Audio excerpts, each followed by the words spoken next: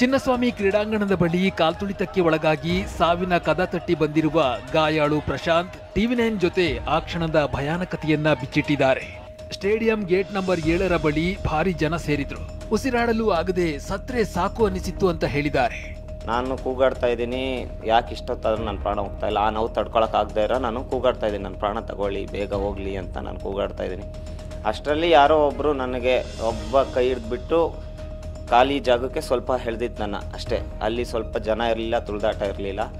ಅಲ್ಲಿ ನಾನು 6:30ವರೆಗೂ ಒದ್ದಾಡ್ತಾ ಇದ್ದೀನಿ 4:30ಇಂದ. ಚಿನ್ನಸ್ವಾಮಿ ಸ್ಟೇಡಿಯಂ ಬಳಿ ಕಾಲ್ತುಳಿತ ದುರಂತ ಸಂಬಂಧ ಸಿಎಂ, ಡಿಸಿಎಂ, ಗೃಹ ಸಚಿವರು ರಾಜೀನಾಮೆ ಕೊಡಬೇಕು ಅಂತ ಆಗ್ರಹಿಸಿ ಬಿಜೆಪಿ ಪ್ರತಿಭಟನೆಯನ್ನ ನಡೆಸಿತು. ವಿಧಾನಸೌಧದ ಗಾಂಧಿ ಪ್ರತಿಮೆ ಬಳಿ ಪ್ರತಿಭಟನೆಯನ್ನ ನಡೆಸಿದ ಬಿಜೆಪಿ ನಾಯಕರು ರಾಜ್ಯ ಸರ್ಕಾರದ ವಿರುದ್ಧ ಆಕ್ರೋಶ ಹೊರಹಾಕಿದ್ರು. ಇಲ್ಲಿ ಸೆಲ್ಫಿ ಹೊಡಿತಾ ಇದ್ದಂಗೆ ಅಲ್ಲೊಂದು ವಿದ್ಯಾರ್ಥಿ ಸಾವಾಗುತ್ತೆ. ಇಲ್ಲಿ ಸೆಲ್ಫಿ, ಅಲ್ಲಿ ಸಾವು. ಇಲ್ಲೊಂದು ಸೆಲ್ಫಿ ಹೊಡಿತಾರೆ, ಅಲ್ಲೊಂದು ಸಾವಾದ ವಿದ್ಯಾರ್ಥಿಗಳು. ನಿಮ್ಮ ತೀಟೆಗೋಸ್ಕರ, ನಿಮ್ಮ ಕುಟುಂಬದ ವರ್ಚಸ್ಸು, ನಿಮ್ಮ ವರ್ಚಸ್ಸು ಹೆಚ್ಚಿಸ್ಕೊಳಕ್ಕೋಸ್ಕರ ಇವತ್ತು ಈ ಕೊಲೆಗಳಾಗಿದೆ. ಜನದ ಮೇಲೆ ರಾಜಕಾರಣ ಮಾಡ್ತಾರೆ ಬಿಜೆಪಿಯವರು, ರಣ ಹದ್ದುಗಳ ತರ ಅಂತ. ಆದ್ರೆ ನೀವು ಸೀಳು ನಾಯಿಗಳ ತರ 11 ಜನರ ಜೀವ ತೆಗೆದು ನಾಯಿಗಳು ಕಾಂಗ್ರೆಸ್ನವರು.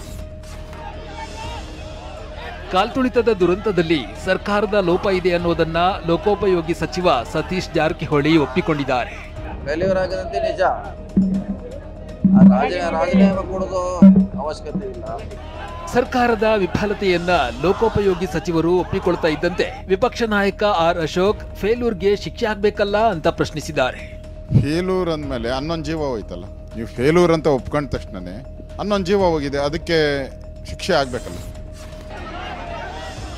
ಚಿನ್ನಸ್ವಾಮಿ ಕಾಲ್ತುಳಿತ ದುರಂತ ಸಂಬಂಧ ರಾಜ್ಯ ಸರ್ಕಾರದ ವಿರುದ್ಧ ಬಿಜೆಪಿ ನಾಯಕರು ಮಾಡಿರುವ ಆರೋಪಗಳನ್ನ ಸಿಎಂ ಸಿದ್ದರಾಮಯ್ಯ ತಳ್ಳಿ ಹಾಕಿದ್ದಾರೆ. ಪ್ರಕರಣವನ್ನ ತನಿಖೆಗೆ ಕೊಟ್ಟಿದ್ದೇವೆ, ತಪ್ಪು ಮಾಡಿದವರನ್ನ ಶಿಕ್ಷಿಸಿದ್ದೇವೆ, ಸರ್ಕಾರ ಎಲ್ಲಿ ತಪ್ಪು ಮಾಡಿದೆ ಅಂತ ಪ್ರಶ್ನಿಸಿದ್ದಾರೆ. ಇನ್ನು ಬಿಜೆಪಿಯ ರಾಜೀನಾಮೆ ಆಗ್ರಹಕ್ಕೂ ಸಿಎಂ ಪ್ರತಿಕ್ರಿಯೆಯನ್ನ ನೀಡಿದ್ದಾರೆ. ಕುಂಭಮೇಳ ದುರಂತ ನೆನಪಿಸಿದ ಸಿಎಂ ಪ್ರಧಾನಿ ಮೋದಿ ರಾಜೀನಾಮೆ ಕೊಟ್ರ ಅಂತ ಪ್ರಶ್ನಿಸಿದ್ದಾರೆ. ಹಾಗಾದ್ರೆ ಕುಂಭಮೇಳದಲ್ಲಿ ಮಾಡಿದವರು ಒಂದು ಸೇತುವೆ ಬಿದ್ದೋಯ್ತು, ಅವತ್ತೇ ಕಟ್ಟಿದ ದಿನನೇ ಇನಾಗ್ರೇಷನ್ ಮಾಡಿದೆ, 100 ಜನ ಸತ್ತೋದ್ರು, ಆಗ ಮಾಡಿದ್ರ ರಾಜೀನಾಮೆ ಕೊಟ್ರ ಪ್ರೈಮ್ ಮಿನಿಸ್ಟರ್? ಚಿನ್ನಸ್ವಾಮಿ ಸ್ಟೇಡಿಯಂ ಕಾಲ್ತುಳಿತ ಕೇಸ್ ಸಂಬಂಧ ಸಿಐಡಿ ತನಿಖೆ ಚುರುಕುಗೊಳಿಸಿದೆ. ಈಗಾಗಲೇ ತನಿಖೆ ಮಾಡಿದ್ದ ಕಬ್ಬನ್ ಪಾರ್ಕ್ ಪೊಲೀಸರ ಬಳಿ ಸಿಐಡಿ ಅಧಿಕಾರಿಗಳು ಮಾಹಿತಿ ಸಂಗ್ರಹಿಸಿದ್ದಾರೆ. ಶನಿವಾರ ಚಿನ್ನಸ್ವಾಮಿ ಸ್ಟೇಡಿಯಂಗೂ ಭೇಟಿ ನೀಡಿ ಪರಿಶೀಲನೆ ನಡೆಸಿದ ಟೀಮ್ ಕೆಲ ಮಾಹಿತಿಗಳನ್ನ ಕಲೆ ಹಾಕಿದೆ. ಸದ್ಯ ಆರೋಪಿಗಳನ್ನ ಬಾಡಿ ವಾರೆಂಟ್ ಮೇಲೆ ವಶಕ್ಕೆ ಪಡೆಯಲು ಸಿದ್ಧತೆ ನಡೆಸಿದೆ. ಸದ್ಯ ಆರೋಪಿಗಳು ಪರಪ್ಪನ ಅಗ್ರಹಾರ ಜೈಲಿನಲ್ಲಿದ್ದಾರೆ. ಸೋಮವಾರ ಕೋರ್ಟ್ಗೆ ಮನವಿ ಮಾಡಿ ಆರೋಪಿಗಳನ್ನ ವಶಕ್ಕೆ ಪಡೆಯಲು ಸಿಐಡಿ ಸಿದ್ಧತೆಯನ್ನ ನಡೆಸಿದೆ. ಇನ್ನು ಕೆಎಸ್ಸಿಎ ಮ್ಯಾನೇಜ್ಮೆಂಟ್ಗೂ ನೋಟಿಸ್ ನೀಡುವ ಸಾಧ್ಯತೆ ಇದೆ.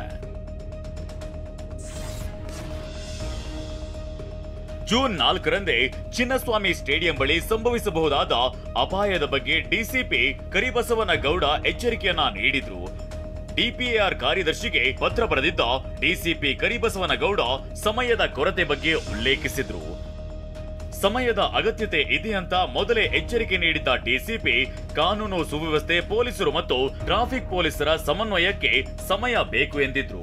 ಭದ್ರತೆಗೆ ಸಮಯಾವಕಾಶದ ಕೊರತೆ ಇರೋ ಬಗ್ಗೆ ಪತ್ರದಲ್ಲಿ ಉಲ್ಲೇಖಿಸಿದ್ರು. ಹೊರಗಡೆಯಿಂದಲೂ ಸಿಬ್ಬಂದಿ ಕರೆಸಿಕೊಳ್ಬೇಕು, ಹಾಗೆಯೇ ಬೃಹತ್ ಕಾರ್ಯಕ್ರಮಕ್ಕೆ ಸಮಯ ಬೇಕು ಅನ್ನೋದನ್ನ ಒತ್ತಿ ಹೇಳಿದ್ರು. ಆರ್ಸಿಬಿಗೆ ದೇಶಾದ್ಯಂತ ಅಭಿಮಾನಿ ಬಳಗವಿದೆ, ಸಿಬ್ಬಂದಿ ಕೊರತೆ ಇರೋದ್ರಿಂದ ತೊಂದರೆ ಆಗಬಹುದು. ವಿಧಾನಸೌಧದ ಪ್ರವೇಶ ಪಾಸ್ ವಿತರಣೆ ನಿರ್ಬಂಧಿಸಿ ಅಂತಲೂ ಡಿಸಿಪಿ ಕರಿಬಸವನಗೌಡ ಡಿಪಿಆರ್ ಕಾರ್ಯದರ್ಶಿಗೆ ಬರೆದ ಪತ್ರದಲ್ಲಿ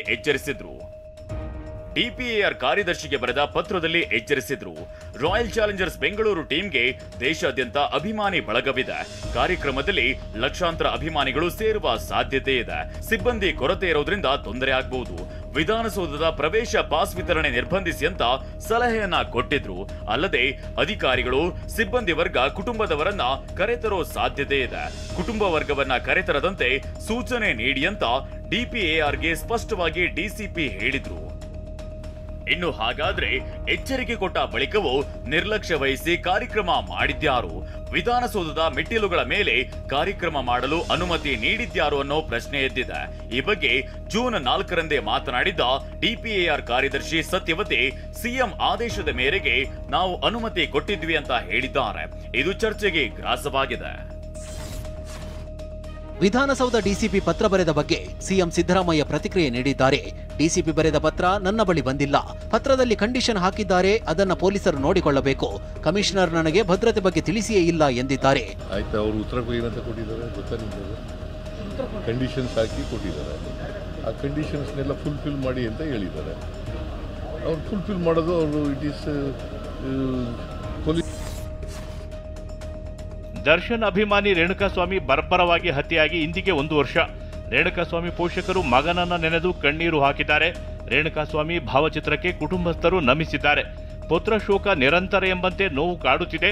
ಪುತ್ರನ ಕೊಲೆ ಮಾಡಿದವರಿಗೆ ತಕ್ಕ ಶಿಕ್ಷೆ ಆಗಬೇಕು ಅಂತ ತಂದೆ ಕಾಶಿನಾಥಯ್ಯ ಹೇಳಿಕೆ ನೀಡಿದ್ದಾರೆ. ನಮಗೆ ಪುತ್ರ ಶೋಕ ನಿರಂತರ ಅಂತ ಅದು ಎಂದೂ ಮರೆಯಲಿಕ್ಕೆ ಸಾಧ್ಯ ಇಲ್ಲ. ನಾವು ಜೀವ ಇರೋ ತನಕ ನಮಗೆ ಆ ನೋವು ಇದ್ದೇ ಇರುತ್ತೆ. ಆದರೂ ಕೂಡ ನಮ್ಮ ಮೊಮ್ಮಗನ ಒಂದು ಆರೈಕೆಯಲ್ಲಿ ಅವನ ಆಟ ಪಾಠದಲ್ಲಿ ಅವನ್ನೆಲ್ಲ ಮರಿತಾ ಇದ್ದೀವಿ. ತೀವ್ರ ಹೊಟ್ಟೆ ನೋವು ಮತ್ತು ಜಾಯಿಂಟಿಸ್ನಿಂದ ಬಳಲುತ್ತಿದ್ದ ಮಹಿಳೆಯ ದೇಹದಿಂದ ಬರೋಬ್ಬರಿ 861 ಕಲ್ಲುಗಳನ್ನು ವೈದ್ಯರು ಹೊರತೆಗೆದಿದ್ದಾರೆ. ಮೈಸೂರಿನ ಕಾವೇರಿ ಆಸ್ಪತ್ರೆಯ ಸರ್ಜನ್ ಡಾಕ್ಟರ್ ಅರವಿಂದ್ ನೇತೃತ್ವದಲ್ಲಿ ನಡೆದ ಅಪರೂಪದ ಶಸ್ತ್ರಚಿಕಿತ್ಸೆ ಯಶಸ್ವಿಯಾಗಿದೆ. 50ನೇ ವಯಸ್ಸಿನ ಟಿಎಂಸಿ ಸಂಸದೆ ಮಹುವಾ ಮೊಯಿತ್ರಾ ಬಿಜೆಡಿ ಪಕ್ಷದ ಮಾಜಿ ಸಂಸದ ಪಿನಾಕಿ ಮಿಶ್ರಾ ಜೊತೆ ವಿವಾಹವಾಗಿದ್ದಾರೆ. ಬೆಂಗಳೂರಿನಲ್ಲಿ 22 ಕ್ಯಾರೆಟ್ನ 1 ಗ್ರಾಂ ಚಿನ್ನದ ದರ ನಿನ್ನೆ 9,797 ಇತ್ತು. ಇಂದು ಕೂಡ 9,797 ಇದೆ. 24 ಕ್ಯಾರೆಟ್ನ 1 ಗ್ರಾಂ ಚಿನ್ನದ ದರ ನಿನ್ನೆ 8,980 ಇತ್ತು. ಇಂದು ಕೂಡ 8,980 ಇದೆ.